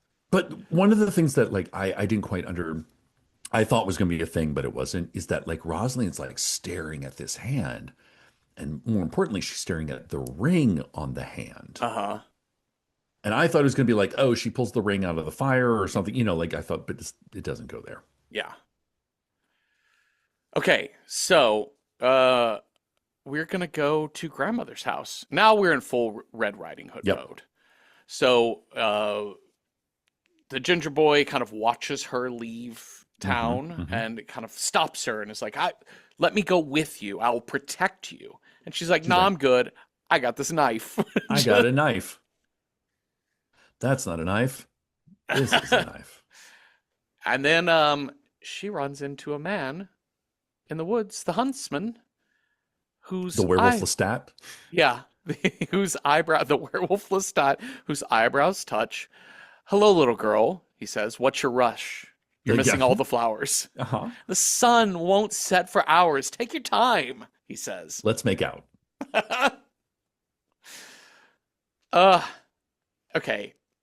This goes back to I think it was the Boys on Just King things proposed many years ago because they probably watched, I think it's watching too many movies from the 70s and 80s and even 90s Oh, sure. of just, now that we have really good CGI, we just shouldn't have kids in movies at all. But Oh, yeah. this kind of, there's something, I get the story, I think mostly handles this coming of age sexuality of a young girl well, but it's just disturbing to be like, we have to have an adult man out here kissing a 14-year-old. Yeah. Yeah. And that just seems like a thing you shouldn't have. Yeah. Yeah. But it's here and we'll take it on. And yeah, he's definitely trying to lure her into some shenanigans. Let's have a Yeah. little picnic off the path. I even love that he says, I have the most amazing device here in my Yeah. trousers. What? It means I'm never lost. She's like, Uh-huh. I want to see it. It He, like, always points north, He which sounds stands uncomfortable up. to me. It does. Like, oh, okay. You guys, do you mind if I sit in that chair? I just You gotta guys? I can't. I know I'm facing away from you, but right now the jeans are really tight, and it always faces north. So, yeah, and he has this compass, and he tells her how the compass works, and very hardcore flirting with her. But there is this exchange where he says, "Are you sorry that you found me?" And she basically says no because the village boys are pretty fucking basic. Yeah. Yeah. I'm paraphrasing. Yeah. Um, I mean, but you're at least something interesting. yeah, I mean, this is a, this is something very different to her. And I think to go back to you pointing out, like, kind of the earth motherness of her story that she told her Mhm. mother, that I think this is the way in which she's connecting to the wolves of like, oh, you are creations of women. You Yeah. are, that it's not that aggressive or assertive or virile men or hairy men, Yeah. masculine men are the enemy. It's the predatory men, Yeah. and it's that if we can keep up with the predatory men and learn to be predators ourselves and live in balance with that, I think that's what this movie is getting at. So two things. To that comment, the mother, even when they're having the sex talk, that's not a sex talk. Hmm.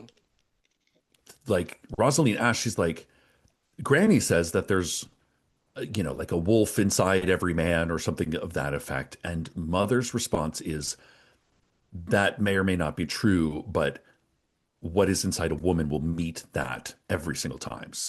Yes. Yeah. So like just because men have one thing on their mind, women also have that like they're not destroying us when we fuck. Yeah. Like we will meet them with the exact same animalistic desires. Yeah. But then also what I love about this casting, so apparently this actor Michael Burgess was hired as a choreographer to Okay. kind of when Stephen Rea, the first werewolf dude, as to kind of like discover the physicality of what a werewolf is. But apparently Stephen Rea knocked it out of the park. And Neil Jordan liked this choreographer so much, he ended up casting him as the huntsman. And I think this is a really happy accident. I don't think this was intentional. But the fact that the huntsman has a continental European accent Uh-huh. only like enhances his otherness, his outsiderness. Because this is like we've seen travelers, we've seen aristocracy, we've seen villagers, we've seen, sort of hedge witches. But this is the first person that has an accent that is not from around here. Yeah. It's a great point. You bring in foreigner. Yeah. Yeah. Yeah, it's fascinating. It's really good. He challenges her to A basically kiss off. yeah, kiss off. Well, he said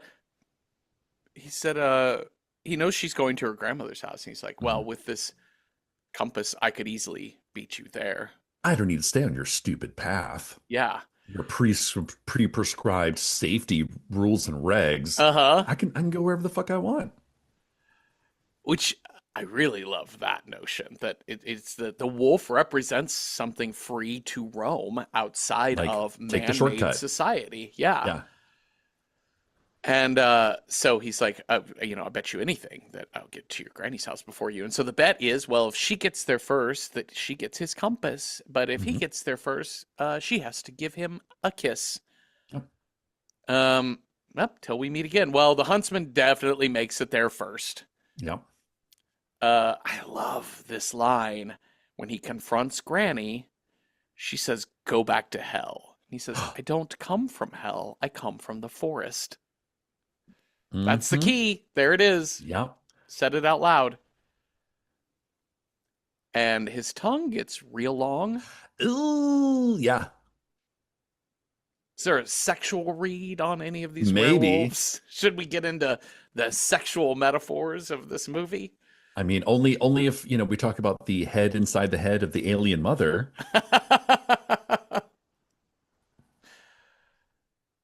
She, okay, love Does he this. transfer? He transform into? No, he doesn't transform into a wolf for Granny. He just No. knocks her head off.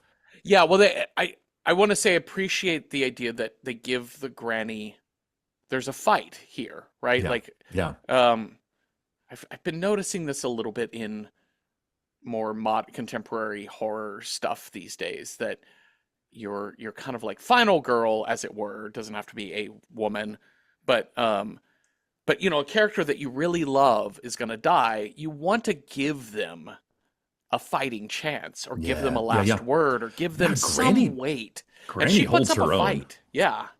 Like she like burns him with a poker from the fire. Yeah, She gets a few blows in. she She does. is not like I was everything but like using her knitting needles to like stab him in the eyes. And you said earlier that there are two beheadings in this movie. We talked Yeah. about the other one, the headlines, and both of them you said have they end in a way you don't expect. So you want to Mhm. talk about this granny beheading? Yeah, so like Granny's kind of giving it to the wolf. Hmm. Like she seems to have the upper hand because the wolf is seems very surprised that Granny is even, able to use a weapon. So he just like clocks her. The head comes clean off. Again, no blood. This is like it's a beheading, but it's a symbol, it's an allegory. So we Yeah. don't need to get all gross and viscera. But when her head hits the wall, it shatters into clay, like Yes. a porcelain doll head, Yep. like the porcelain granny doll that we see at the very beginning. So even in this dream within a story within a dream, Granny seems very real, but it's not. Right. I have a question. Have we missed the Wolf Girl story? Where did the Wolf Girl story That's that's coming next? up. That's at the Okay. very end Okay, here. gotcha. Because I was like, I know there's one more, but I feel like there's, Yeah. like we're in the like Riding Hood, Little Red Riding Hood finale here. So little Red Riding Hood arrives. Yeah. Rosaline arrives at the house, and she sees the blood in the snow, so she already kind Hmm. of knows what's up. And when she knocks on the door, we hear him approximating a granny voice, like Hmm. "Come on in, my child." And Open the it's the, latch and step on in. that's it. It's the exact phrase she always uses. Um, but they subvert that. They don't play the exact story here. She Yeah, comes yeah, in, yeah. she's like, "Oh, yeah, that I kind of figured." So where's my grandmother? He's like, "Oh, just She went out to wherever." get her But he woods. She sees went out to her. get some more logs for the fire. And she's like, a gentleman would never let an old woman get logs. He's like, That's yeah, she'll right. be back in like 2 minutes. But like Rosalind is kind of backing her up and she steps on Granny's glasses and she's like, oh, Yeah. okay. Okay. Yeah, I see her like, "Oh, you're like burning her hair in the Yeah. fire." Yeah. You wolves hate hair. You don't like hair. And he's like, Um, but look at me. And he pulls off his shirt, not nary a chest hair, aren't like nothing on this pale ass man. He does have some pretty good biceps he does. because Rosalind's like, oh my, what big arms you have. The better to hold you, my dear. Yeah. We go through the big eyes, big arms, and then we'll get to big teeth. He does say, I love him, like, "Why don't you take off your shawl? Just burn it. You won't need that thing anymore." She does. She totally does. And we hear the howling outside. She says, "Who is that?" And he Those are my says, "Oh, friends. I love the company of Oh, wolves." there you go. Ding, ding, ding, ding, ding. And she's We like, have a title.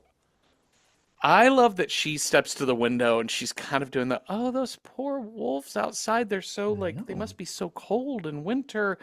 He's like, "Oh, they're probably fine. They're wolves." And she turns around and draws his rifle on him, Yeah. which is a good subterfuge. She did a good Yeah. job selling that. Um, so he draws in and says, "Well, gentlemen always keep to their promises, and ladies should keep to their promises too. And I did win the bet, so I am owed a kiss. Isn't that correct?" And they do kiss, and she does say this, "Jesus, what big teeth you have. Yeah. All the better to eat you." Pow! And she shoots him Yep. right in the fucking shoulder. Yeah. And yeah, his tongue Yeah, like a starts weird, wagging. weird tongue, which I know is an element of like dogs have really long tongues, Yeah. clearly, but it just looks really weird on a humanoid head Uh-huh. with like a 2 foot long tongue. Right. And yeah, and then wolf comes out of his mouth. Like Yeah, wolf this snout emerges from like human there's mouth. I love it. Like the transformation is not my body turns into a wolf body. It is nope, there's a wolf inside. There's two wolves inside of you. One of them is Virginia Woolf, the other one's Beowulf. You're an English major. That was the tweet goes, I think. God damn, But that's no, I love this idea that it's not a transformation as it is a revelation. hmm The wolf splits open his body and there's like, boop, nope, just fully formed wolf. Which yeah. honestly I think is less scary, but more physically realistic. I don't know, like Yeah. the like transformation of this one thing into another, there's going to be some awkwardness in the middle versus like, here's a man, split it open like a persimmon, Yeah. and there's a wolf inside that comes out. Well, and going back to the whole like the Christian mythos and just the nature of Earth Yeah, itself, the like earth, the folk, earth you know, pagan yeah, myth. yeah, Yeah. that one is a masculine centered story and the other is more feminine, but also like Mhm. in balance. Like it's not Yeah. even like we it only feels like a feminine story because it feels that once you have an equality of male female Yeah. yin and yang of Yeah. balance, You're like Mother Earth, Father Sky. then Like, it feels uh very womanly. It's funny, I was talking to somebody as I'm a New York Liberty WNBA fan, mhm, and and women's basketball has long been kind of associated with like lesbians or mhm, gay people or whatever. And you go to a Liberty game and there's a lot of there's Pride Night every mhm, every June. There's a lot of stuff that is queer about the experience. Like instead of the little like inflatable things that you wave behind the mhm, basket mhm. at the opposing people, the first night they gave us fans and people were like clapping their Oh my fans. God. Not the And clack fans. yeah, and it's very funny. But also, you look around and you realize the gay population in this building reflects what the gay or queer population of our country is. Mm. And what happens is that when you're so used to seeing everything through a cis straight masculine heteronormative viewpoint on television and film where everything is straight, everything is cis or male, it just looks gay when the Yeah. population is 15% queer. When you're like, there's a little bit more of the others Yeah. It's that like if, always exist and have existed, yeah, but they're like, oh, we're just in one place at one time. yes, yeah. And in the way that, like, in the 1980s, you're making TV shows, the idea of having more than one black person on a Yeah. show Yeah. Yeah. Yeah. suddenly made it a black show. Yeah. Anyways, just stating that sort of thing. But I think in the balance of the Earth story, of the witch story, of the masculine and feminine, that I think it's a really interesting change here to say that instead of the man being a wolf, like the man is the wolf, Hmm.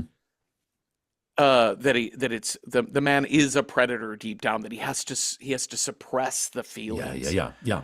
of It's a violence very within Christian. him. Yeah. Like pray that sin away. Yes, yes, We exactly. all And have sin, original sin. Only Jesus can help you tamp it on down. yeah. And that it's the idea that violence exists within all men, that Yeah. sin exists within all men. And what she is arguing, Rosaline is arguing, Angela Carter probably is arguing, is that, like, no, actually, the earth is within all of us. We are Yeah. natural, every one of us. And she's choosing to connect with the nature of Because as soon us as as he mammals. transforms, she's giving him pets. Like Yeah. that wolf, the werewolf of the story, the kind of our finale here. Mhm. Chill, calm. Yeah. He is one, he's injured. Yeah. So he can't, theoretically he can't like he's a little bit weakened, but she's comforting him. Yeah. When she's mothering him in some way or Hmm. nurturing him and soothing him, and she says, I'll tell you a story of a wounded wolf. Once a she wolf came from the world World below to the below, world above. which I'm With like, okay, love this. Again, not vague, but like, it's not hell. no, It's not a cat. Like, it is just the subconscious uh-huh. into the conscious. Yeah, And also, all of our wolves thus far in this film have all been men. yeah, So our final story is like, no, no, she she wolves are just as much a part. Listen, ask Romulus and Remus. mm-hmm. She wolves are just as part of the mythological symbolic makeup of this animal story Yeah. as the men who turn into wolves and ravage women, you know. Yeah, yeah, yeah. And she says she meant though the she wolf meant no harm, but someone meant harm to her, and it is a villager that fires a rifle Hmm. and wounds her. And she runs away and finds herself in the churchyard. And here we have the priest taking her hands and says, "Are you God's work or the devil's?" And then he pauses and says, "Actually, who cares? You're a poor What do I care? creature." Yeah, you're a creature in need of help. Yeah. And isn't that what I should be doing as a religious figure? Should be helping those in need, Mm-hmm. regardless of their intentions or where they're from. Mm-hmm. That's rather progressive. It's very progressive to think that the church should heal people. Yeah. And the white rose turns red. Oh, Just we're just going to see a shot of a white rose yep, that's slowly it. turning red. Yep. And she, as Rosaline tells the story, she was just a girl and it healed. She was so young, Yeah. like she was young enough that the priest was right. It would the wound would heal on its own with care. And so then we see not a wolf, but Grisabella. Wolf girl. Yeah. Yeah, Grisabella, Wolf the out. she wolf, dancing down the bridge back into the village. To she's Cecil. She's going full Cats on Broadway. This Oh, yeah, for hair, real. this dance she's doing of She no, like yeah. she perches on things. She goes, da da da da da. See, you thought you were gonna get Sondheim, but you ended up getting Andrew Yeah, Lloyd Webber. yeah. No, Surprise. Surprise, bitch. It's yeah. cat's night. Girl, you're not This wolf is a cat. Oh my And God, that cat is a girl. this And this fucking girl is a hedgehog. this this she wolf went to Amda is all I know. Yeah, she did. So yeah, and cuts back to Rosaline, and the wolf is there, like licking her hand, just being a Yeah. sweet little wolf. But everybody is showing because she, although, like, how they knew she was in trouble, that's where I'm like, oh no, a plot point.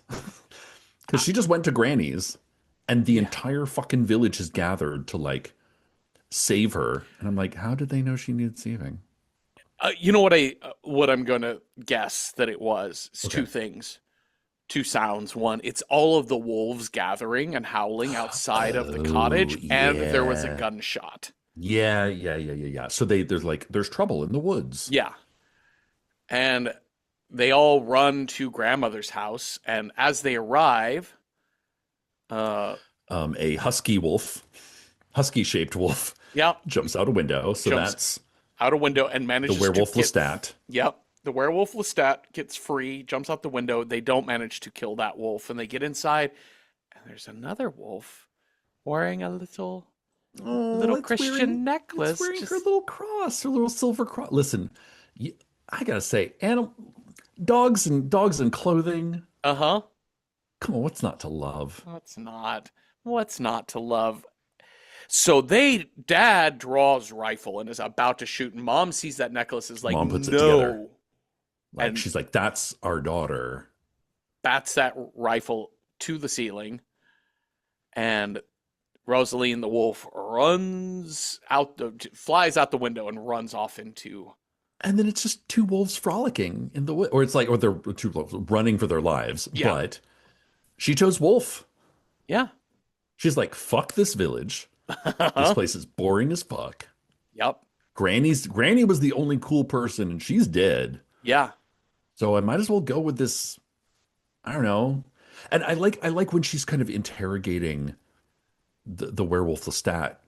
She's like, "So do you like being a wolf? Do you like being a person? Where do you?" And he's like, "I live in between." Hmm. That in between space is what she craves, I think. Right. Like what she's like, "Oh, well, that doesn't sound too bad." Because I had always been taught that you hated being a man. Hmm. But in fact, you're both. You just have to you have to butch it up when you're with people, and you Yeah. have to cis it up when you're Yeah. with your wolf friends. Yeah. But yeah, that's it. He says verbatim, bi visibility and Hmm. gender is Yeah, fluid. that's it, pretty much. So, My yeah, wolf gender is fluid. wolf gender is fluid. So they, yeah, this wolf, the wolf runs all the way home, all the way back up the 8 flights of steps to Yeah, real world Rosalind's room. But then instead of like coming through the door, it crashes through the window in yeah. her room. And then all the dolls, ceramic dolls, come No, crashing down in the there's like glass glass shattering. slow mo, the dolls shattering. And oh, here's what I wrote in my notes. I wonder if childhood is over. Yes. But I, again, to Neil Jordan really disliked what they had to do for the ending here, Yeah, and yeah, I yeah. disliked it too because it's her screaming, and Yeah, I think it negates the agency she had to this point. yeah. Because she chose to be a wolf. Yeah, Like that's clearly the like again the kind of the second wave feminist, like we were talking about Marion Zimmer Bradley and like the Mist of Avalon and taking these very popular large myths and being like, uh-huh. yeah, but what if feminism? Yeah, And this one has a great ending for that of like she's kind of she's heard all the stories about how bad werewolves and wolves and men are, and she's like, you know what? I don't know, it sounds kind of fun. Let's give it a try. yeah. But then to add this like kind of button at the end is like, and then she regretted her horrible nightmarish Yeah, decision. it just erases everything the movie Yeah. was building for Yeah. us. So yeah, but you know what? If you just like hit mute during Hmm. this final scene, don't hit mute. Like do the just turn on your favorite like '80s hair metal band. Oh my Oh, God. turn on. Okay, look, we could get like you know what? Play some Joan Jett right here. That's Oh what no, that's wait, what wait, you wait, wait, need. wait, wait. I gotta go in. Wait, I can't think of the song lyrics. Um, but let put on some Tangerine Dream Oh is what I would sure, say. yeah, yeah. Maybe It maybe just some 80s David Bowie. yeah. As long as you just don't hear her screaming, I think this ending Yeah. is fine as a button. Well, Cecil, the end. Shall we rate this movie? Yes, let's. All right, so on a scale of approachability for the horror averse, on a scale of 1 to 10, 1 being not at all approachable and 10 being very approachable, even if you're squeamish, I'd give the Company of Wolves like 8 out of 10 deflowered rose trees. That it's you know the transformation of the wolf stuff is kind of gross, but like in a theatrical way. Like it's just Yeah. but it's not goopy gloppy. This isn't The Howling. This isn't Yeah. American Werewolf in Paris. It's It's not. slick, but not bloody. Yeah, it's like disturbing looking, definitely. You know, I would give content warnings for that level of body horror, the Mhm. creepy dolls and animals. There's like a Mhm. vaguely I think I addressed this earlier just because we cast a 14-year-old and we're dealing with a 12-year-old and there's a vaguely rapey vibe to the movie to A me little that statutory. statutory rapey vibe that I think of we've seen a lot of those types of movies in the 70s Yeah. and 80s, but this one probably handles it the best because I Yeah. think the source The material classiest of them, but it is still present. they give the girl so much agency Hmm. Hmm. and they Hmm. make it her story, so that makes it a little bit more, a little bit less so in the disturbing realm. So I would say 8 out of 10 in terms of approachability. To speak nothing of approachability, Cecil, how do you rate this as a horror film? As a horror film, it's pretty great. I mean, Hmm. also like, come on. It's a little more fantastical, it's a little more fantasy based, which, I love. Yeah. I'd rather watch something like this than like The Hills Have Eyes or Last House on the Left, which are true horror films, Right. but this has a, I don't know, show me something cool to look at Yeah. vibe. Yeah. And then you add to the fact that it has not one, not two, but three different werewolf transitions, Hmm. which is kind of the hallmark of all werewolf movies. And they handle them in three distinct ways. Like this movie's doing it. It's Yeah. doing the work. Yeah. Is it going to like jump out and scare you? Probably not. But really cool to look at. So for that reason, I would say, ooh, like 7 out of 10. Um, mirrors found in a stork's nest. Okay, great. Well, let's figure out what movie we're going to watch next. You've got a scare die. I've got a style die. We'll roll those up and see what movie matches those two things.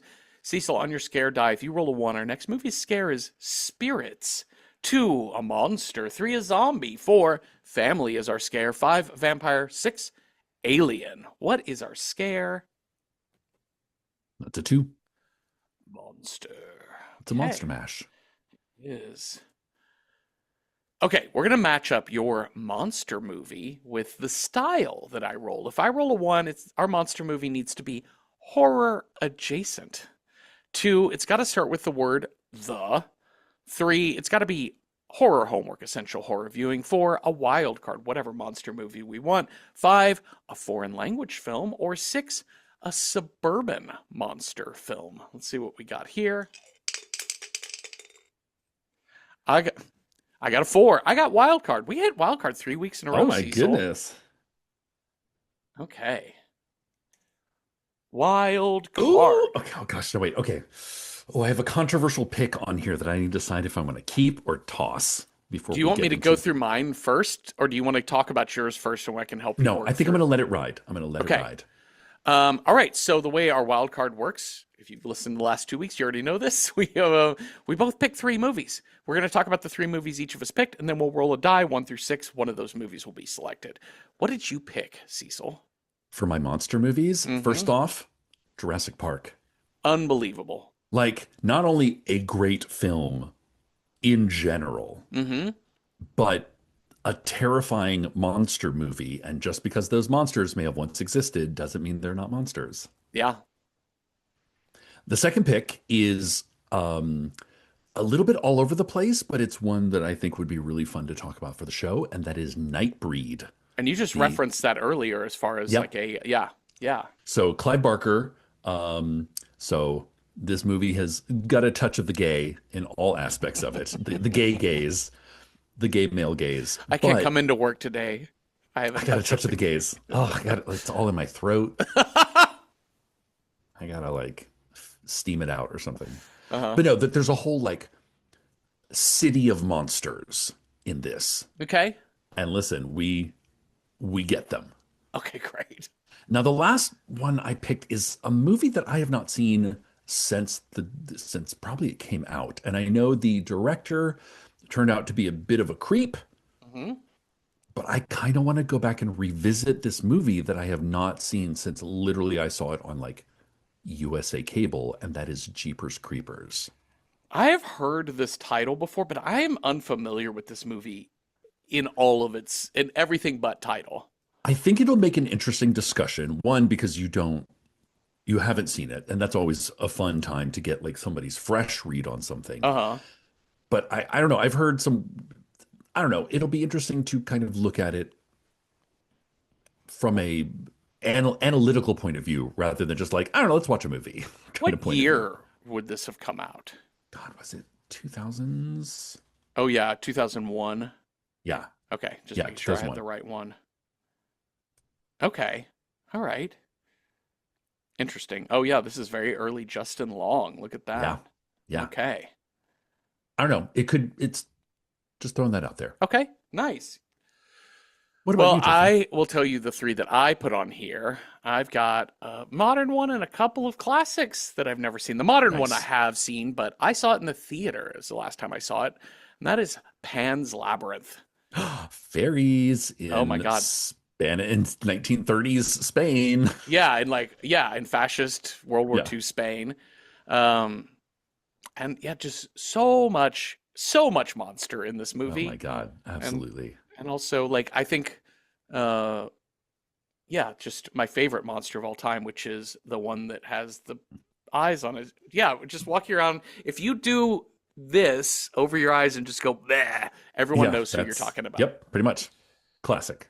Okay, the other two that I have never seen, Bride of Frankenstein. Me neither.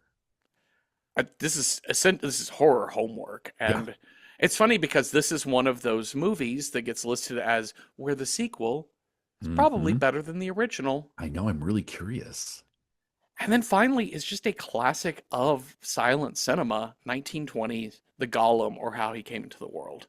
I've not seen this either. I haven't either, and I'm only topically familiar with The Golem as Yeah, like I creature. kind Like of I know the know, basic story, but I don't yeah, know the details of it for sure. yeah. And not being Jewish, I didn't grow up with this folklore at all, so it's relatively new to me. I do know the true name of God, and I write it on everything to Oh, make it come to life. Then, that's yeah, awesome. That's really my great. coffee cup, my Instead, dresser drawers. on Yeah, the tip line, you just write the true name of God instead of that's a, it. a dollar amount because it's Yeah, worth far more than money that's right. could Come to buy. life, breathe life into it. Okay, so those are our six movies. I think I rolled last week. I'm pretty sure. Yeah, so I think you roll. So one, Jurassic Park, two, Nightbreed, three, Jeepers, Creepers, four, Pan's Labyrinth, five, Bride of Frankenstein, and six, The Golem. That's a two. We're gonna watch Nightbreed. Nightbreed. Oh my God, I Okay, can't wait. I love this movie. real quick, just double checking. Pretty sure it's available. Yeah, I think it is. Oh yeah. Oh, you got this on the Tubi and the Amazon Prime Oh, subscription. So yeah, this is available. I'm excited. Not seen Nightbreed ever before, so this is thrilling. Thank you all for listening. Thank you, Cecil, for talking with me. And if you have thoughts on The Company of Wolves or ideas for what would be your wild card monster movie, let us know. We're at Random Horror 9 on Blue Sky, Instagram, and on Patreon. And at Patreon, we have public discussion threads for every episode, and you don't have to be a paying member to participate and watch Nightbreed with us this week. And come on back next Tuesday for a new episode. Have a restful night with no shitty little sisters dreaming up your wolf death or nothing.